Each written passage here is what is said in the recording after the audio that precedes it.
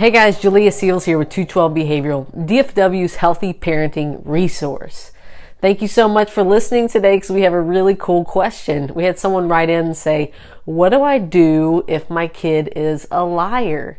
And I have to say, I like any question that starts off with name calling. So thank you for this question. It's such a fantastic one. So if your kid's a liar or someone who lies, a first thing that we do, which is the most important thing that parents really aren't going to like, is that we look at ourselves. We say, hey, look at where you're being dishonest in your parenting. Because we know two things, okay? We know that kids are natural people pleasers, and we know they are natural boundary pushers. So they're going to see, where's the line in my family? Where can I push it? So if your kid is a super duper liar, it doesn't mean that you're a super duper liar, but there probably is some dishonesty happening within your parenting. And that's where we want to really look at first and foremost. So one area that we see dishonesty in parenting quite a bit is in the area of consistency in setting discipline. So whenever you tell your child, one more time, and then you let them have 2 or 3 more times, you're being dishonest. You're lying to them. And then we wonder when our kids are teenagers or, around the 8, 9, 10 age where they start being dishonest and lying, and like, where did this come from? I've only been lying to you your whole life in terms of, now's time for bedtime. If you do this one more time, we're going to leave. Don't make me turn this car around. No more presents for Christmas. All those sort of things that are empty threats, that are just flat dishonesty and flat lying. So if your kid is being dishonest and struggling with lying, that's the first place we need to look at. We need to approach them with vulnerability and be like, hey, mom and dad have not been honest with you, and I know that's confusing for you.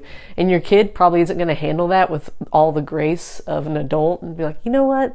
It's all right. I forgive you. We're going to try better. We have to be vulnerable and say, hey, I could do better in this.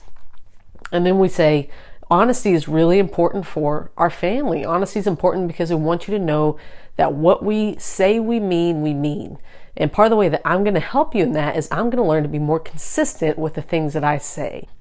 And then what we need to do when we're addressing our kids or we catch them in a lie, we need to try to get underneath and figure out what's their motive for this lie, what's going underneath it.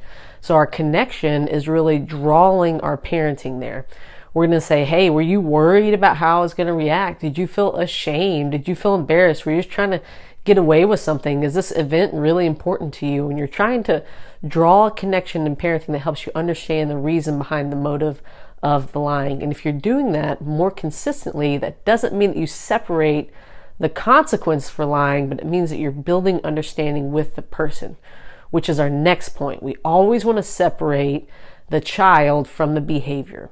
This is our fundamental keystone value at 212 Behavioral, that your value is not tied to your choices, but your consequences are. So just because they lied doesn't mean that they're a terrible, broken person.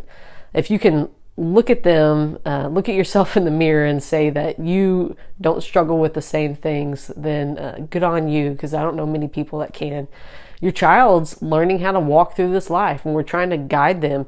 What we need to do is teach them that honesty is a valuable thing. We need to help them understand what's going on whenever they're tempted to lie, and we need to meet them in those temptations, and we need to hold them to the consequences of their dishonesty. And in that, we're reinforcing our own honesty and our own consistency.